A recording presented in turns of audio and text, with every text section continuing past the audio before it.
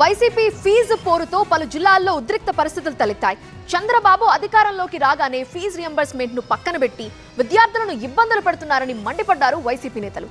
కూటమి ప్రభుత్వం విద్యార్థులు యువతకి ఇచ్చిన హామీలను వెంటనే అమలు చేయాలని డిమాండ్ చేశారు. విద్యార్థుల సమస్యలు పరిష్కరించాలని కోరుతూ రాష్ట్ర వ్యాప్తంగా యువత పోరు పేరుతో ఆందోళనలకు దిగింది వైసీపీ. పలుచోట్ల వైసీపీ ఆందోళనలు ఉద్రిక్తతలకు దారితీశాయి. విజయవాడలో వైసీపీ చేపట్టిన యువత పోరు ధర్నా ఉద్రిక్తతకు దారితీసింది. ఎన్టీఆర్ జిల్లా కలెక్టరేట్లోకి వైసీపీ నాయకులు, కార్యకర్తలు బారికేడ్లు తొలగించి వెళ్లేందుకు ప్రయత్నించడంతో పోలీసులు అడ్డుకున్నారు. బాపట్ల జిల్లాలోనూ వైసీపీ ఆందోళన ఉద్రిక్తంగా మారింది. వైసీపీ నేతలు మేరుగు నాగార్జున, కోన రఘుపతి నేతృత్వంలో కార్యకర్తలు కలెక్టరేట్ లోపలికి వెళ్లేందుకు యత్నించారు.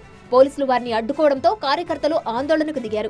ఈ నిరసనలతో బాపట్ల కలెక్టరేట్ దగ్గర కాసేపు ట్రాఫిక్ స్తంభించిపోయింది. కూటమి ప్రభుత్వం ఎన్నికల హామీలను గాలికొదిలేసిందని, 9 నెలల పాలనలో చంద్రబాబు అన్ని రంగాలను నిర్వీర్యం చేశారని తాడేపల్లి వైసీపీ కార్యాలయంలో జరిగిన పార్టీ ఆవిర్భావ వేడుకల్లో విమర్శించారు జగన్.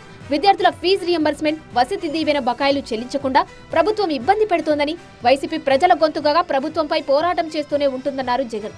పిల్లలకు సంబంధించిన చదువులకు సంబంధించిన కేటాయింపులు చేసి చదువులను ఆదుకోవాల్సింది పోయి కేవలం 2600 కోట్లు మాత్రమే కేటాయింపులు చేశామన్నట్టుగా చేసి పిల్లల చదువులతో ఆడుకుంటా ఉన్న ఈ ప్రభుత్వానికి బుద్ధి చెప్పే కార్యక్రమం పిల్లలతో పాటు పిల్లల తల్లిదండ్రులతో పాటు కలిసి చేసే కార్యక్రమం కూడా యాదృచ్ఛికంగా ఈరోజు ప్రొటెస్ట్ కార్యక్రమం కూడా ఈ రోజే కూడా జరుగుతా ఉందని కూడా చెప్పడానికి కూడా చంద్రబాబు అధికారంలోకి రాగానే ఫీజు రియంబర్స్మెంట్ పథకాన్ని పక్కన పెట్టారని, దాదాపు 4600 కోట్ల ఫీజు రియంబర్స్మెంట్ బకాయిలలో పైసా కూడా చెల్లించకపోవడంతో పేద విద్యార్థుల భవిష్యత్తు ప్రశ్నార్థకమైందన్నారు మాజీ మంత్రి రోజా. మరోవైపు వైసీపీ ధర్నాలను టీడీపీ తప్పుబట్టింది. సాక్షాత్తు జగన్మోహన్ రెడ్డి ఇంటి ముందుకెళ్ళి వీళ్ళు ధర్నాలు చేయాలి తప్ప గతంలో జగన్మోహన్ రెడ్డి చేసినటువంటి విద్యా వ్యవస్థని సర్వనాశనం చేసి విద్యార్థులను అడ్డం పెట్టుకుని ఆస్తులు కొట్టేయాలని ప్రయత్నం చేసింది వాస్తవం కాదా అని చెప్పి నేను అడుగుతాను.